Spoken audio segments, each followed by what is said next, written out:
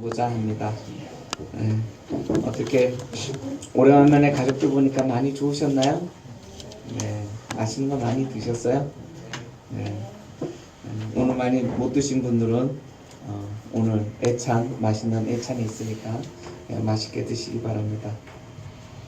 지난주 말씀을 증가하면서 우리가 고달픈 인생을 살아가고 있는데, 이 고달픈 인생을 살아가면서 우리가 믿음이 성장하고 기쁨이 넘치는 삶을 살기 위해서 어떻게 하라고 지난주에 말을 하였나요?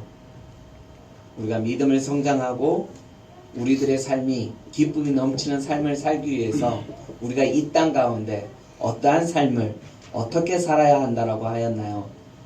그것을 한 문장으로 지난주에 복음에 합당한 삶을 살으라고 이야기를 하였습니다. 현재 이 편지 빌립보서를 받고, 이 편지를 받고 있는 그 당시 빌립보 사람들, 그 땅은 로마인들의 시각에서, 지금 로마 시대거든요. 로마인의 시각에서 이 빌립보 성도들이 살고 있는 빌립보, 지금 현재 그리스 땅인데, 그리스의 빌립보라는 도시입니다. 그 지역은 야만인들이 살던 땅입니다. 로마인들의 입장에서, 문화와 정치, 경제가 발달되어 있는 그들의 입장에서 그리스도인이나 북방의 그 이민족들은 야만족들이었어요. 좀 미개하고 좀 그렇게 여겼던 것입니다. 그래서 이곳을 그리스 땅이었는데, 알렉산더가 지배하던 땅이었는데, 로마가 강성해서 그리스가 다스리던 그 그리스 땅을 점령하면서 이 땅을, 야만인들이 살던, 이 미개인들이 살고 있던 이 땅을 그들은 개토화하기 위해서 수많은 군인들이 있지 않겠어요? 그 모든 지역을 다 점령하고, 이제 군인들의 힘이 좀 줄여도 되고, 또 나이 많은 그 군인들, 퇴역한 장성들을 이 빌립보에 보내면서 이주시켜서 로마 시민권을 부여해 줍니다. 그러면서 이곳을, 이 야만족, 이 미개한 땅을 영화로, 그 로마의 문화로 이곳을 바꾸어 보라고 그들에게, 빌립보 사람들의 은퇴한 군인들에게 이곳을 상을 준 거죠. 이 땅을 너희들이 다스리고 지배하는데 이곳을 로마화 하라고. 그러면서 로마 시민권을 부여하고 이곳을 로마의 도시로, 로마의 문화가 꽃피게끔 만들라고 그들에게 사명을 주게 됩니다. 그러자 이 빌립보 사람들은 이곳에 로마 도시를 재건하는 그러한 사명감을 가지고 열심히 살아가게 되는 것을 보게 됩니다. 즉, 이 말은 뭐냐면, 아직 미개한 땅이기 때문에 웬만한 사람들은 이곳에 발령받고 거주하기를 로마 사람들은 싫어하였던 곳입니다. 한직입니다. 한직. 그런데 이곳에 로마 시민권을 부여해 주면서 이곳을 로마 도시화하라, 재건을 하라고 하자, 이 퇴역한 장성들이 그러한 사명, 지금은 남들이 천하게 여기고 오기를 꺼리하는 그러한 변방 지역이지만 우리가 이 지역을 로마 도시로 만들겠다는 그러한 자부심으로 살아가고 있는 것을 보게 됩니다. 이러한 배경 속에서 사도 바울은 로마 시민권자로서 자부심이 대단했던 그러한 빌립보 사람들에게, 너희는 실상 궁극적으로 하늘에 속한 천국 시민권자로서 어떻게 살아야 할지, 로마 시민권, 현재 그들의 상태와 비교해서 너희가 지금 로마 시민권자를 받아서 너무나도 행복하고 너무나도 자긍심이 높고 행복하지, 그러나 너희들의 원소속은 하나님 나라, 하나님 백성, 하늘의 시민권자로서 너희들은 살아가고 있는 하나님의 백성들이야. 이러면서 사도 바울이 그 빌립보에 있는 성도들에게 가르치고 설명을 해주고 있는 것입니다. 그러면서 이 빌립보서를 읽어가는 전체적인 키워드 중에 하나가 시민권입니다. 시민권. 그것이 어디에 있냐면 빌립보서 3장 20절 말씀입니다. 한번 보도록 하겠습니다. 함께 읽어보도록 하겠습니다. 빌립보서 3장 20절 시작. 그러나 우리의 시민권은 하늘에 있는 자, 거기로부터 원하는 자, 곧 주 예수 그리스도를 네. 우리는 이 땅 가운데 나그네 이방인으로 사는데 너희들이 지금 로마 시민권을 받아서 우리 유학하시는 분들은 미국에 아직도 뭐 예전만큼은 아니어도 그 미국의 시민권자 영주권을 받으면 되게 좋잖아요. 그것을 위해서 유학하는 친구들은 그 영주권을 받기 위해서 수고하고 애쓰고 그 비자 때문에 큰 애로사항을 많이 겪는다고 합니다. 특히나 트럼프 시대에 들어와서 더 이것이 힘들어졌고, 영주권 하나 받는 데 있어서도 그렇게 좋아하는데 그 미국 시민권자는 또 영주권하고 틀린 거잖아요. 예. 영주권은 살 수 있는 고난을 주어진다는, 시민권은 그 나라가 그 사람을 다 책임져 주는 거거든요. 지금 그와 같은 거예요. 그러면서 이제 사도 바울이 너희는 천국 시민권자인 너희는 복음에 합당한 삶을 살라라고 강조하고 가르쳐 주고 있는 것을 보게 됩니다. 쉽게 말해서 복음에 합당한 삶인 어떤 것을 가리킬까요? 복음에 합당한 삶. 예. 뭘까요, 그게? 전도하고 예배 잘 드리고. 예, 이것을 말하는 건데, 이것을 보다도 쉽게 이들에게, 그 빌립보 성도들에게 지금 너희는 복음에 합당한 삶을 살으라고 이렇게 말하는 것은 뭐냐면, 너희가 하나님 나라, 천국 시민답게 살아가라는 뜻입니다. 그것이 복음에 합당한 삶이라는 거예요. 여러분들, 예.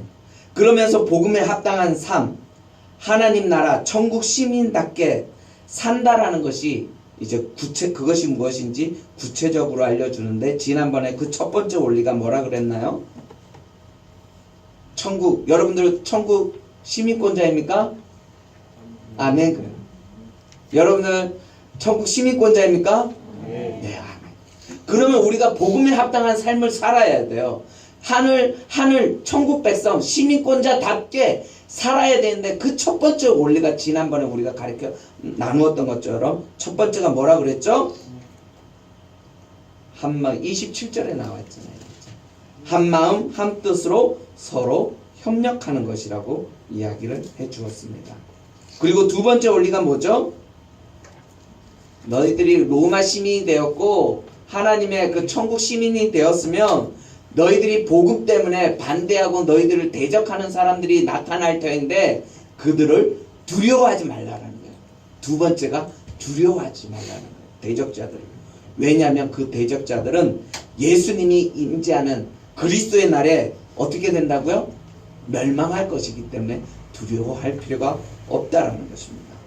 그러므로 너희가 그리스도를 위해서 행여 고난을 받거든 그것은 너희가 하나님 나라의 시민권자로서 구원을 받았다라는 것을 나타내주는 증표가 되기 때문에 너희가 세 번째로 이러한 고난이 닥쳐올 때 너희가 이미 받은 은혜로 잘 이겨내라는 거예요.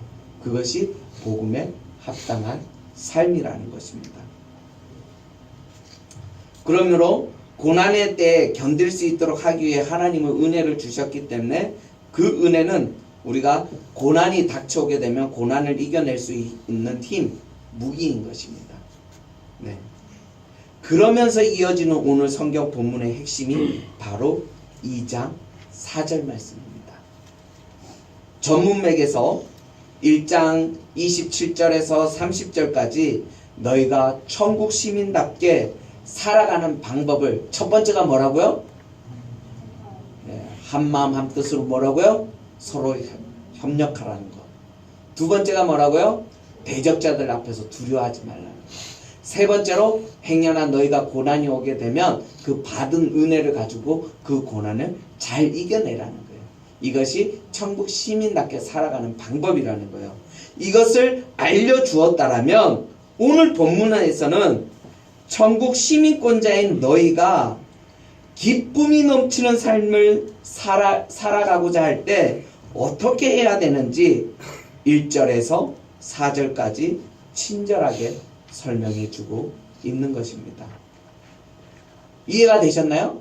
다시 한번 말씀을 정리하면 복음에 합당한 삶, 하나님 나라의 천국 시민권자답게 산다라는 것은 우리가 한마음 한뜻으로 서로 협력하면서 대적자들을 두려워하지 말고 받은 은혜로 잘 이겨내라고 하였다라면, 이렇게 살고 있는 너희가 또 기쁨이 가득 넘치는, 만족 기쁨이 넘치면서 너희들의 삶을 살고 싶다라면 빌립보서 2장 1절 이후에 언급한 이러한 요소들이 그리스도인들의 삶 속에 필요하다라는 것입니다. 그리스도인들, 즉 천국 시민권자들에게 필요한 것은 무엇일까요? 우리가 그리스도인으로서 기쁨 가운데 살아갈 수 있는 것들이 무엇이 있을까요? 이제 우리가 복음에 합당한 사람 그리스도인이 되었잖아요. 아멘? 기쁨이 있으십니까? 아멘. 예, 이 기쁨을 유지하고 기쁨이 내 삶 속에 가득 넘쳐나기 위해서 우리가 갖춰야 될 것들이 이제 2장 1절에서 4절까지 나온다라는 거예요. 그것이 뭔지 한번 살펴보도록 하겠습니다. 반복되는 이야기입니다. 첫 번째로, 먼저는 너희들이 그리스도 안에서 무슨 격려나 사랑의 무슨 위로나 성령의 무슨 교제나 무슨 긍휼, 동정심과 자비가 있어야 한다라는 것입니다. 여러분의 삶 속에 이러한 것들이 있습니까? 여러분들의 삶 속에 격려함이, 그리고 위로하는 것들이, 성령과 교제하는 것이 여러분 가운데 긍휼과 자비하심이 있습니까? 이것이 있어야 한다라는 기본 전제로 깔고 이야기를 하는 것입니다. 그리스도인들은 이것이 있어야 합니다. 그러므로 그리스도인들은 말을 부드럽게 해야 됩니다. 예수님을 영접했는데, 변화되었는데 여전히 말이 거칠고 다른 사람들에게 상처를 준다.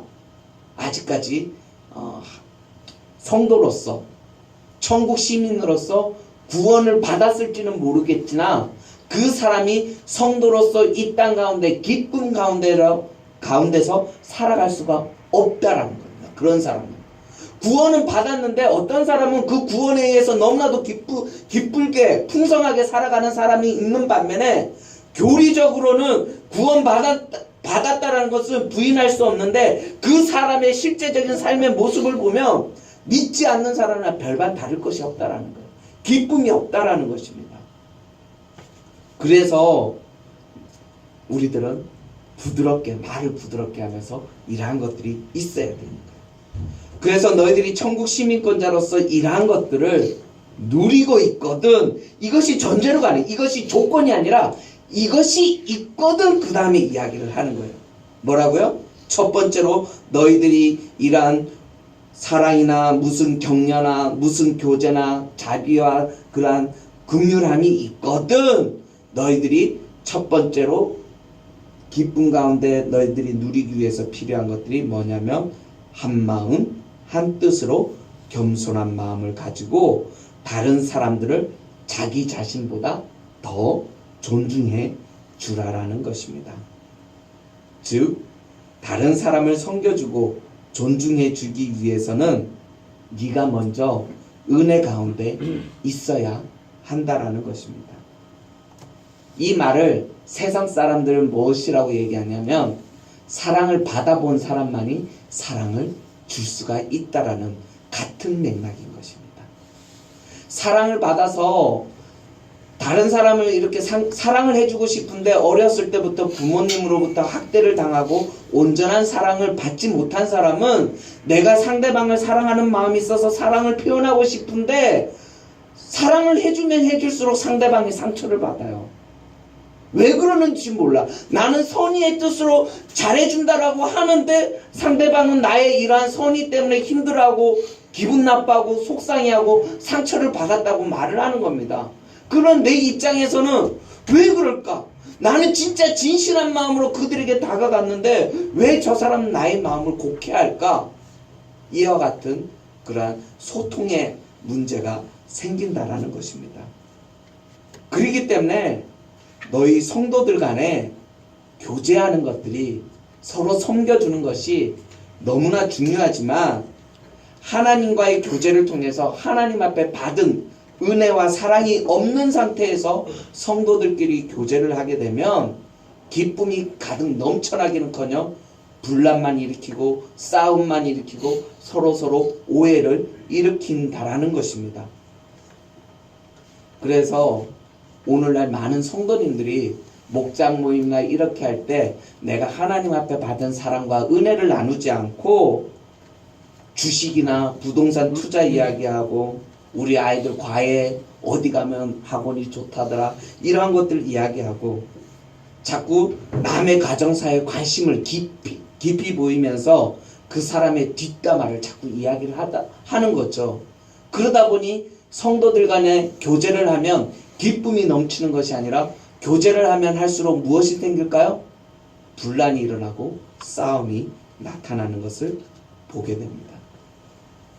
그러므로 그리스도인들은 다른 사람을 섬기기 이전에 먼저 주님과의 교제를 통해서 충분한 은혜를 누려야 한다고 지금 1절, 2절 말씀에서 이와 같이 이야기를 하는 거예요. 너희들이 한마음 한뜻으로 서로 협력하면서 서로 다른 사람을 존중해 주는데 그 존중해 주기 위해서는 먼저 네가 하나님 앞에 받은 사랑이 무슨 권면이나 위로나 이런 하나님과 성령님과 충분한 교제 이러한 것이 먼저 있어야 한다라고 이야기를 해주고 있는 것입니다. 2장 4절에서 여기에서 말한 나의 기쁨을 충만하게 하라. 오늘 설교 제목도 나를 기쁘게 하라 이 제목인데 여기에서 나의 기쁨 나는 누구일까요? 누구의 기쁨을 말할까요? 1차적으로는 사도 바울의 기쁨을 말합니다. 이 편지를 쓰고 있는 여기에서는 나는 사도 바울을 가리킵니다. 사도 바울에게 빌립보 교회의 성도들은 기쁨 그 자체였습니다. 내가 너희들을 이렇게 사랑하고 너희들이 나를 챙겨주고 그런 이 관계를 우리가 지난 1장 1절에서 2절 말씀에서 보지 않았어요?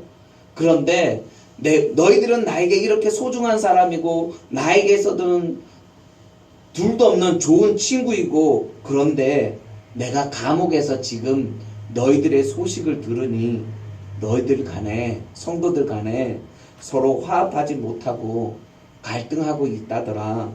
이거 어떻게 된 일이냐. 특히 4장 2절의 말씀에 보면 4장 2절 말씀에 보면 너희 빌립보 교회에 열심히 섬겼던 유오디아 제1여전도 회장님과 순두계라는 제2여전도 회장님이 정말로 극진하게 섬겼던 분들인데 왜 그렇게 반목하고 싸우고 있어? 그러면서 이 문제들을 잘 해결해 보라는 것입니다. 그러면서 내가 죽어도 원이 없을 정도로 너희들이 이 관계를 두 사람이 잘 화해하면 내가 정말로 죽어도 여한이 없을 정도로 기뻐할 것 같아. 이러면서 이야기를 하고 있는 것입니다. 그러면서 사도 바울이 그 문제 해결을 위한 지금 솔루션, 문제 해결책을 제시해주고 있습니다. 그것이 무엇입니까? 우리가 좀 전에 보았던 한마음 한뜻으로 너희가 주의 일을 할 때 너보다 자기 자신보다 다른 사람을 더 존중해 주라는 것입니다. 그리고 너 먹고 사는 일에 너무나도 너 먹고 사는 일에만 신경 쓰지 말고 다른 사람들의 일도 뒤돌아보면서 도와주라는 것입니다. 한마디로 사도 바울이 원하는 것이 뭡니까? 지금 사도 바울이 원하는 것이 뭐예요? 감옥에 갇혀서 소식을 들으니 내가 너희들 정말 좋은 소식을 듣고 싶었는데 서로 싸우면서 반목하고 있더라. 이런 소식을 들은 사도 바울이 지금 빌립보 성도들에게 해주고 싶은 마음이 뭐예요? 원하는 것이 뭡니까? 성도들 간의 섬김입니다. 섬김. 이것이 사도 바울을 통해 하나님의 마음과 뜻을 나타내주고 있는 것입니다. 그래서 1차적으로는 나의 기쁨을 충만하라 할 때 이 사도 바울이 자기의 기쁨을 이야기하고 있지만 실상 이 마음은 하나님이 마음이라는 거예요.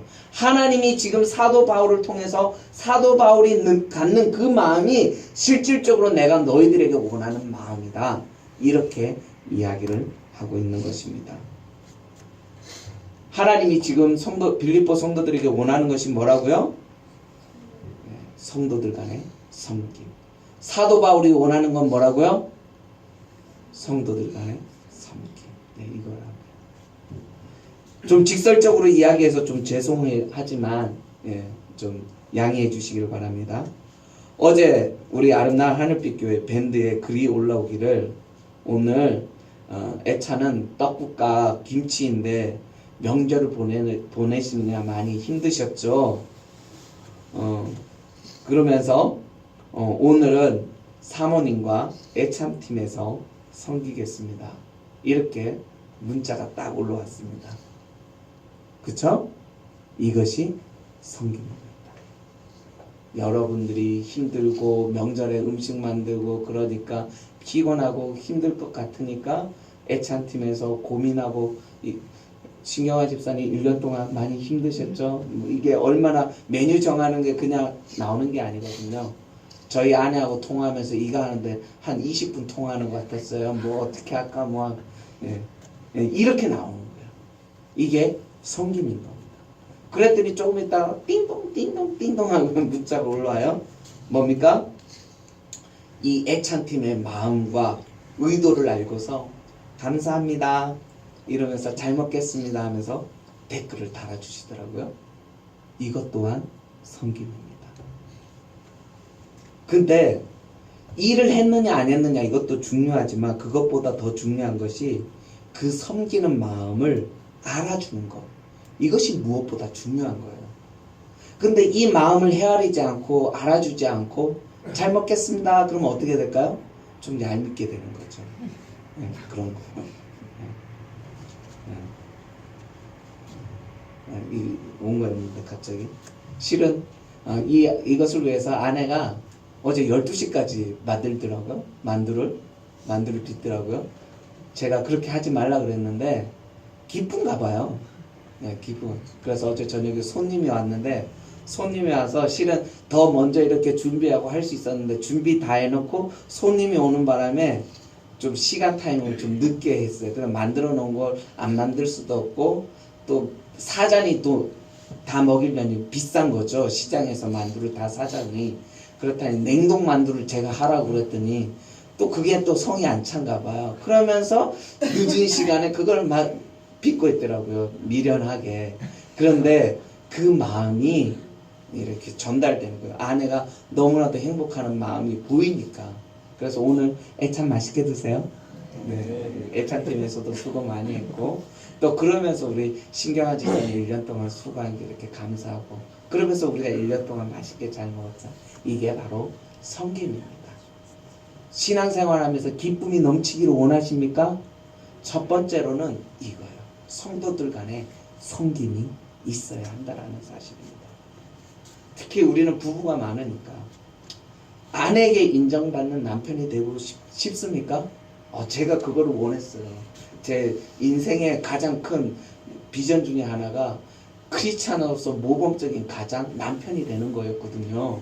목회 중에 첫 번째 축이 행복한 가정을 가꾸는 게 제 목회를 행복하게 하는 첫 번째 조건이 들어가기 때문에 이것이 목회라고 저는 생각을 하는 거죠. 그래서 이 부분을 했는데 제가 아내한테 제가 기대한 만큼 인정을 받을까요? 못 받을까요?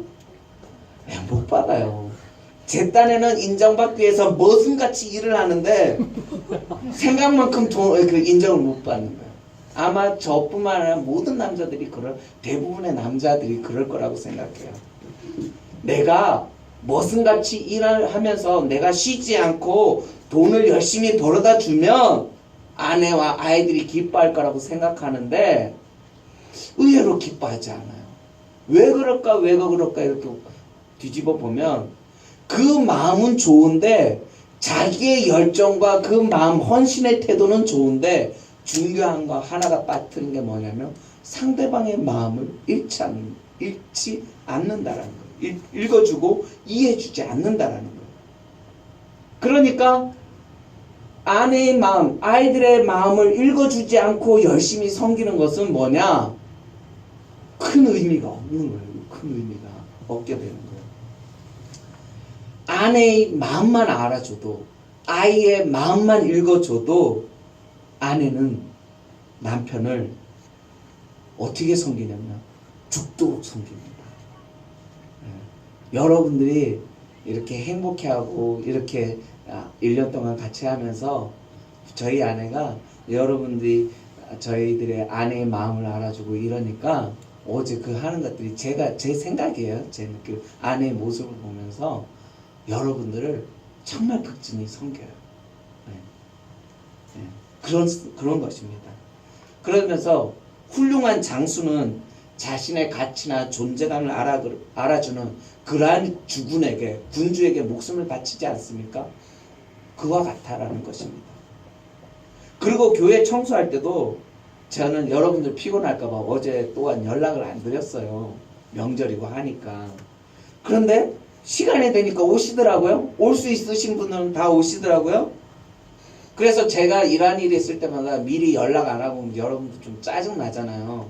뭐 연락도 제대로 안 하고 뭐 그냥 될 대로 되라는 식으로 이런 것들이 어떻게 보면 짜증나고 특히 짜증날 수 있지만 제 생각에는 하나님의 일은 조직력과 시스템으로 교회 일을 하는 것이 아니라 서로 존중하는 마음으로 섬기면 일이 힘들어도 얼마든지 기쁘게 할 수 있다라는 것입니다. 오늘날 많은 큰 교회가 일은 너무나도 잘해요. 그런데 조직력이 갖춰져 있으니까 그냥 오더만 딱 내리면 그 오더가 탁탁탁 무슨 회사같이 그렇게 일이 잘 진행되어진단 말입니다.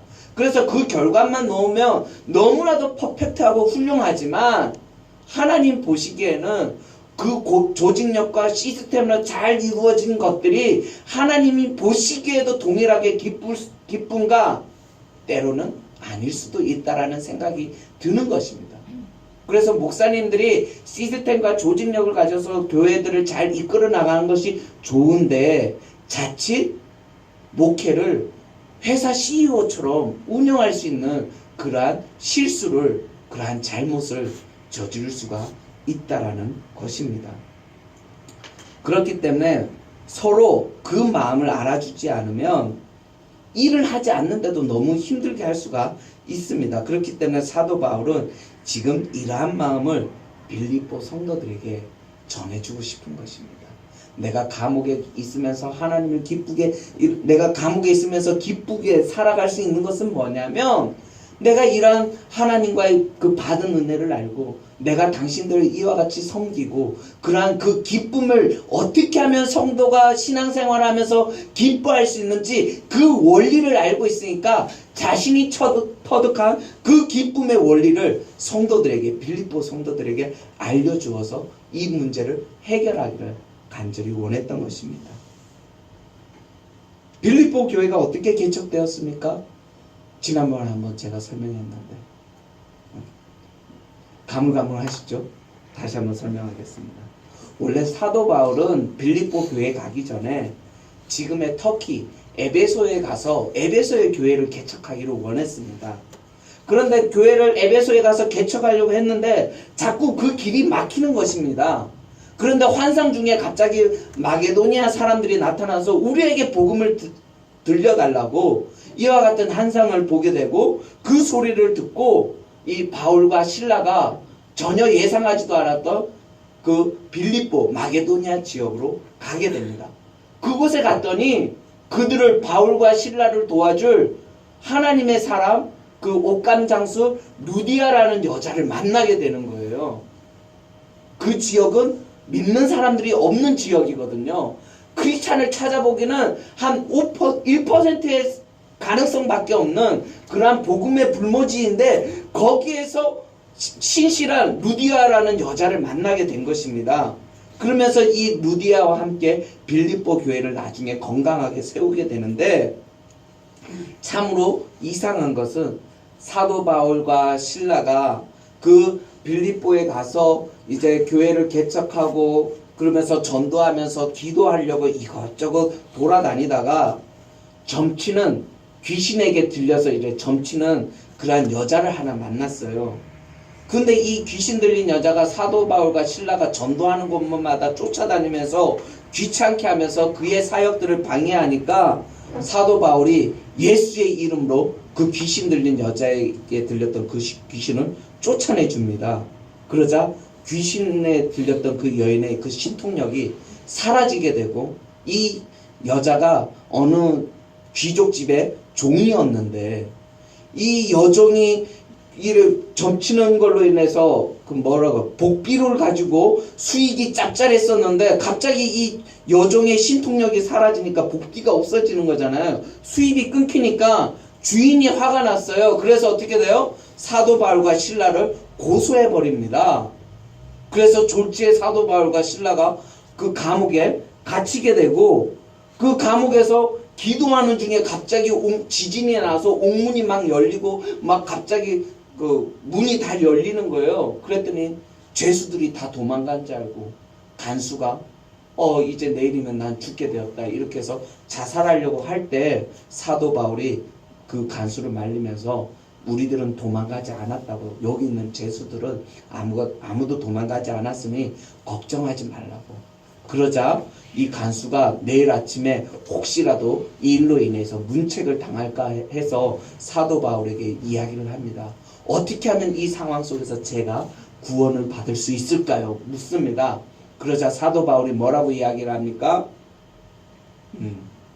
침례를 받고 그러면서 너와 내 집이 구원을 받으리라 이렇게 그냥 예수를 믿으라고 복음을 증가하자 간수가 정말 예수님만 믿으면 이 상황 속에서 제가 살 길이 있습니까? 깨닫게 되고 그 사도 바울을 가르쳐준 대로 침례를 받고 하나님을 믿었는데 그의 가족까지, 남편이 죽으면 다 가족이 그거 하는 거잖아요. 그러자 그 간수가 믿고 그의 가족들이 믿으면서 성도가 되고 그러면서 빌립보 교회가 탄생하게 됩니다. 루디아와 함께 바울과 실라와 함께 이 간수장들과 함께 이제 복음의 교회가 조금씩 이렇게 부흥하고 성장하게 되었던 것입니다. 빌립보 교회는 이렇게 하나님의 능력과 은혜를 입었지만 그들 가운데에도 문제가 있다라는 거예요. 지난번에도 이야기했어요. 모든 교회는 문제 없는 교회가 없어요. 문제가 없는 교회다, 없는 게 이상한 거예요. 그 교회는 건강하지 않아요. 문제가 없는 교회는 건강한 교회가 아니에요. 그 말은 뭐냐면 믿는 사람만 있는 거라는 거예요. 있다라는 얘기잖아요. 그 말은 우리끼리 잘 지내겠다는 말이거든요.